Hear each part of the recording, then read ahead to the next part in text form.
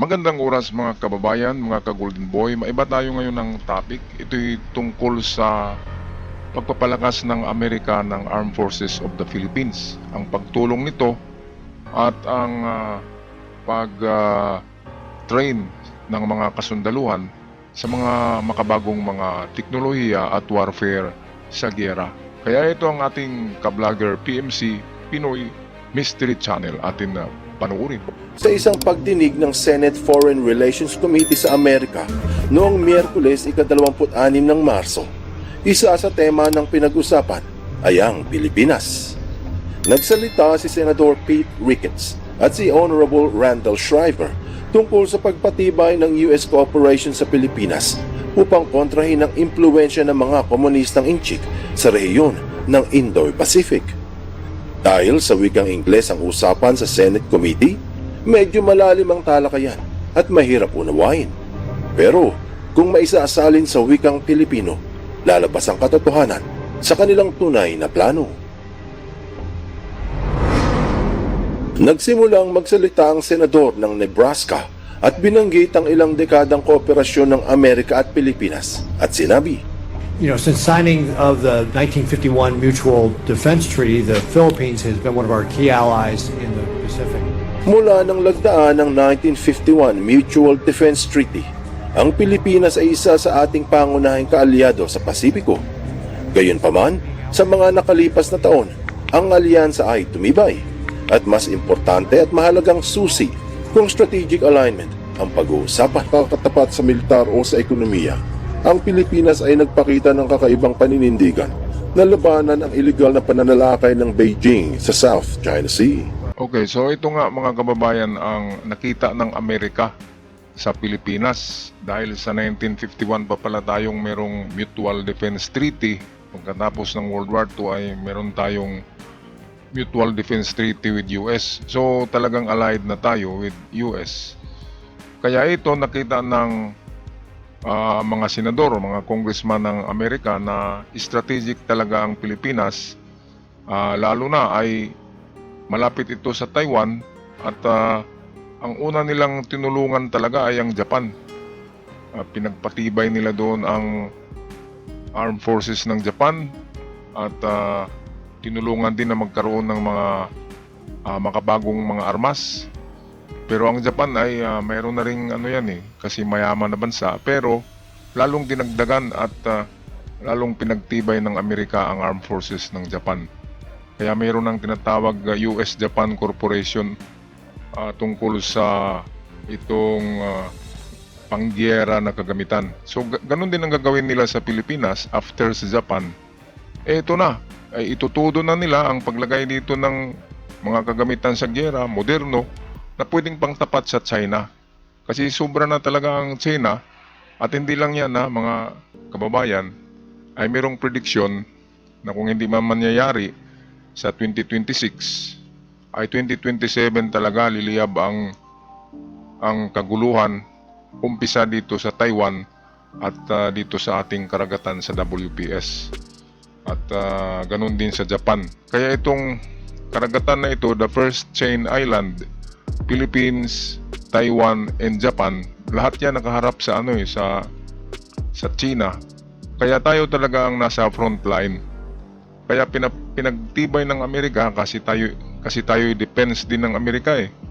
Kapag nakadepensa tayo ay malayong marating ng China ang Amerika kasi nakaharang ang Pilipinas, Taiwan at Japan. Kaya ang Amerika din may plano na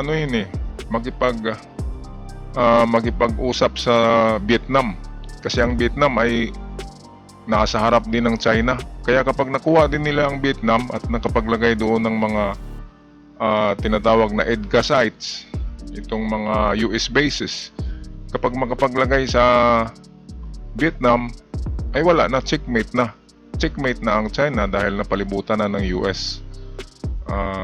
Sabihin natin US proxy, mga proxy tayo eh. Ang Taiwan ay lalo ng Pilipinas, tayo ay proxy kasi tayo ay parang Ukraine, di ba? Pinapadala ng ayuda, ng armas, ng pera, lahat-lahat na kailangan sa giyera ay narito na sa Pilipinas. Mga eroplano, submarino na lang yata ang kulang. Mga barko meron na. Kaya ito ang pagkatapos sana ng problema kay Digong, ito na yung aatupagin ng gobyerno. Kaya lang na-interrupt ang ating gobyerno, na-interrupt si PBBM sa plano ng WPS dahil dito nga kay Digong.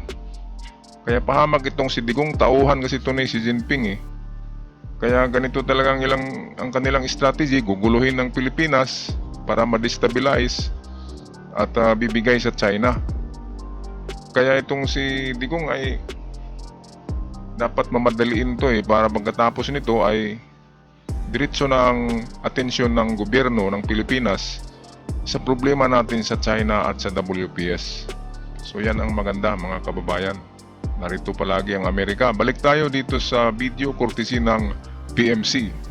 Nakita kamakailan lamang na nagagawa rin itong maging isang mahalagang boses ng ASEAN laban sa iba pang mga ginagawang panggigipit ng komunistang China na ating pinag-uusapan.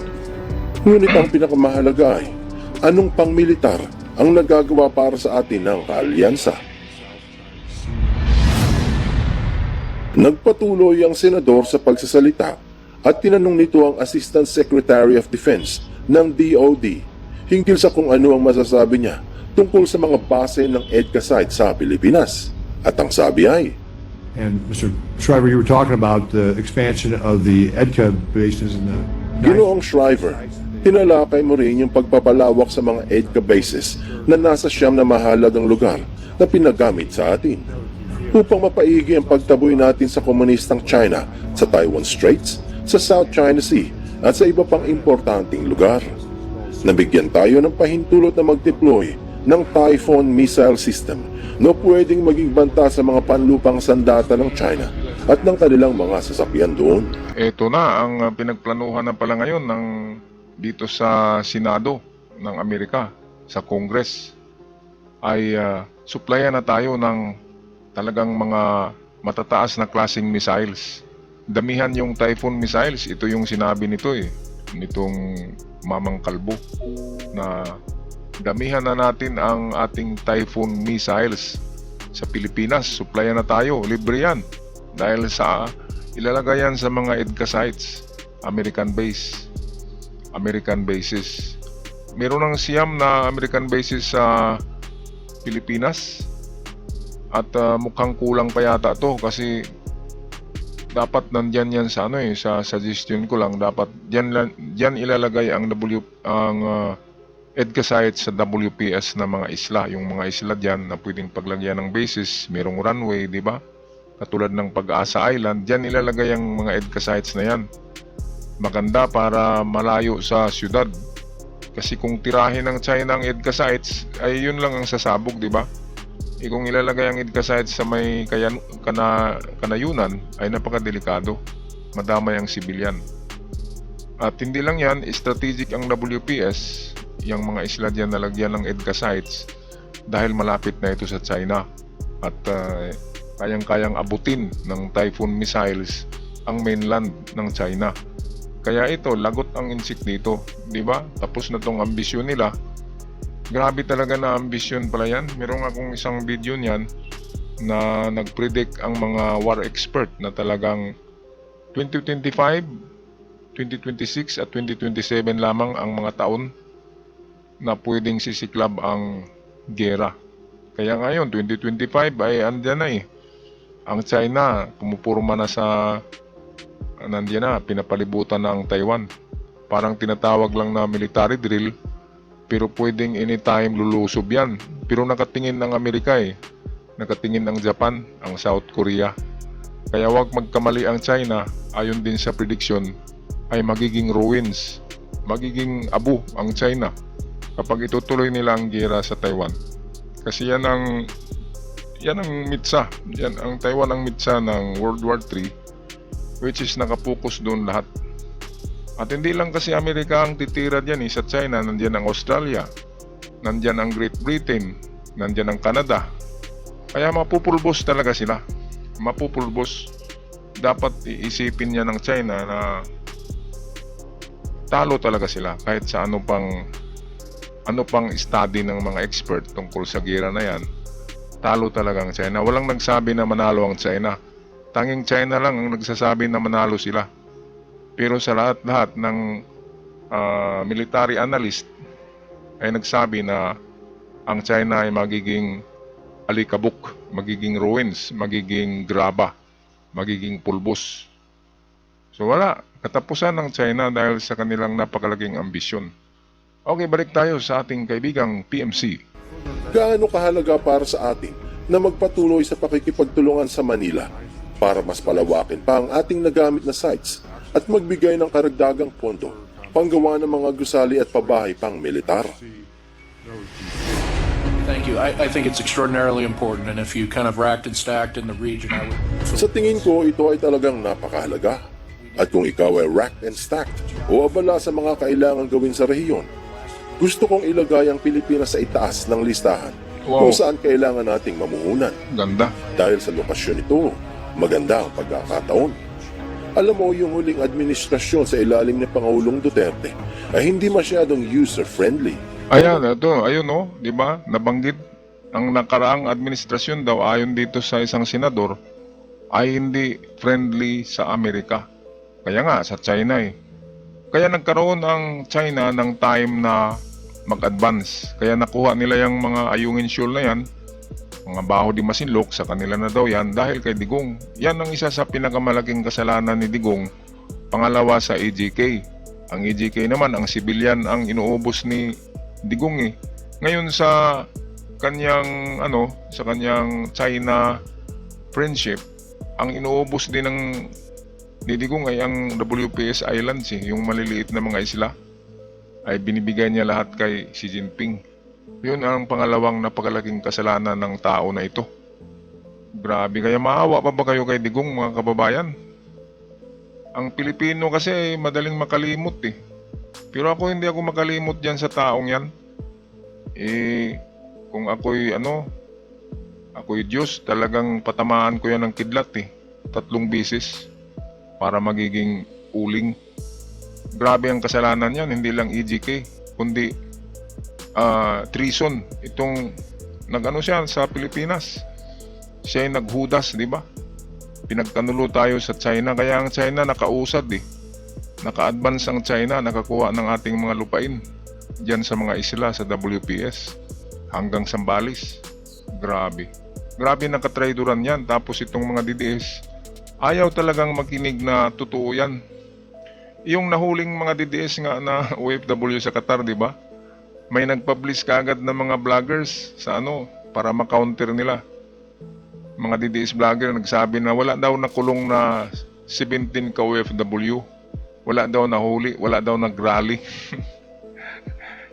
Ang sunod-sunod kaagad ang palabas nila ng ganong statement din ng mga DDS vloggers para man-neutralize ang isip ng mamamayan na wala palang hinuli na mga DDS protester sa Qatar.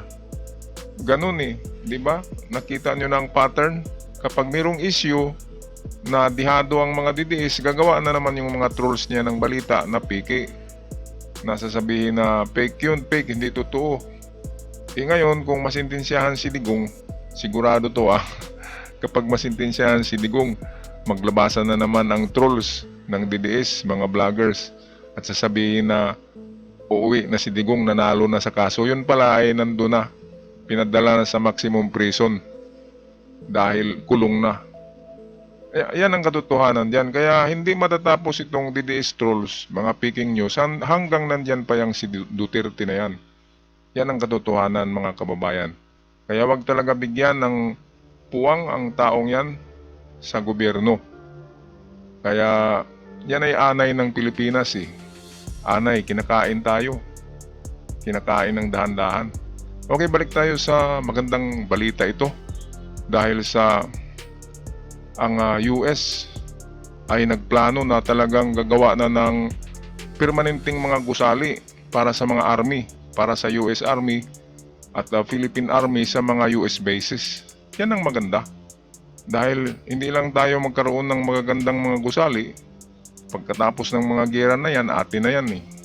Hindi lang tayo magkaroon ng mga structures na maganda, made in US, magkaroon din tayo ng mga trabaho.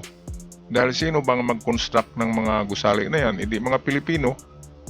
Pansamantala, sabihin natin 2 years ang construction, 3 years, ay magkapira din ng mga Pilipino, di ba?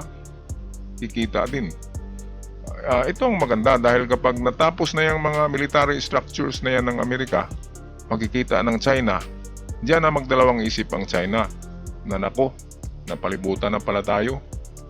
Kung atake tayo, ubos tayo nito, pulbos. Hindi na tayo magiging noodles nito kasi pulbos na okay lang kung magiging arena. Kung magiging arena, ay pwede pang gawing noodles. Di ba? Pulbos baka nga hindi pulbos baka liquefied o evaporated. Baka mag-evaporate sila kapag tamaan ng mga nuclear bomb ng Amerika. Kasi ang pinakamalaking nuclear bomb talaga ay nasa Amerika. Hindi nasa Russia, hindi rin nasa China. Nasa Amerika ang mother of all bombs. Kahit i-search nyo sa internet yan. Ang panggulat ng China na marami daw sila pero wala yan. Kalahati lang yan sa Amerika. Ganon din ng Russia, wala yan. Mga ano lang yan. Mga propaganda. Ang Amerika talaga ang merong capability na tunawin ang mga kontinenteng yan. Mga ano yan anay sa lipunan ang mga taong yan. Okay, balik tayo sa balita. Buti sa Amerika kung titingnan. Si Marcos ay isang sea change o tila isang bagong tanawin. At talagang isang pagbabalik sa normal. Bagong tanawin talaga. At sa palagay ko ay dapat nating samantalahin ito. Sa totoo lang, ang taong bayan, dahil sa pananalakay at pambubulas ng China, ay lubos na sumusuporta sa pagpapalakas ng ugnayang Pilipinas at Estados Unidos. At sa tingin ko, ito ang panahon para magbigay ng marami pang kailangang pamumuhunan. Ito napakaganda ng napakaganda ng plano ng mamang ito. Dahil sa nakikita niya sa panahon daw ni Marcos, ay ito na yung advantageous na panahon. Advantage ng Amerika dahil si Marcos ay kaibigan at alay ng Amerika. Kaya sa panahon nito na hindi pa nakabalik ang mga Duterte, kung makabalik pa man yan, kaya sabi nitong senador na ito ay samantalahin na nila, samantalahin ng Amerika habang nakaupo pa si PBBM, ay maglagay na ng military infrastructures at lalong pagtibayin at lalong palakasin ang mga sandatahang Pilipinas, ang armed forces. Lahat ng ito ay counter sa China kasi ang China talaga, kahit sa Latin America ay naroon na sila. Di ba, umaano na rin sila doon, nag-influensya na. Kasi ang China ay global talaga ang kanyang gusto. New World Order. Itong New World Order, yan yung China. Babaguhin niya ang batas ng sanlibutan. Kapag matalo niya ang Amerika, mawawala ang demokrasya. So ang bagong order ay komunista. Communism. Yan ang New World Order. Diba? Walang Diyos. Isang gobyerno lamang. Inchik.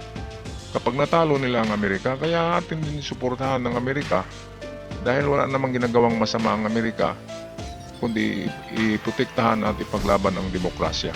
Alright, dito lang tayo magtapos mga kababayan, mga ka-Golden Boy. Napakagandang plano ng Amerika para sa Pilipinas. At paki-subscribe sa mga bago pa lamang sa aking channel. Huwag kalimutan i-subscribe ito para palagi tayong updated at makatulong tayo sa ating mga kababayan sa mga bagong balita. Hanggang sa muli, paalam at ingat ang lahat.